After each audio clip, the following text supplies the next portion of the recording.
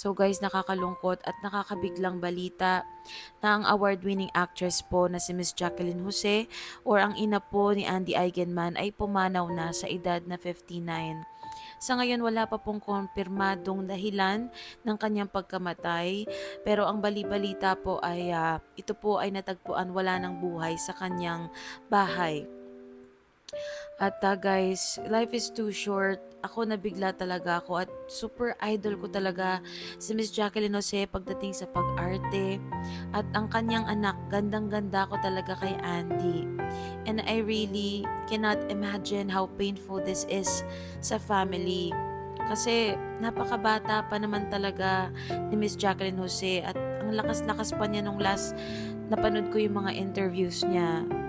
So yun lang guys. Again, life is too short, kaya naman pahalagahan natin yung mga bagay na mahalaga sa atin. Ilang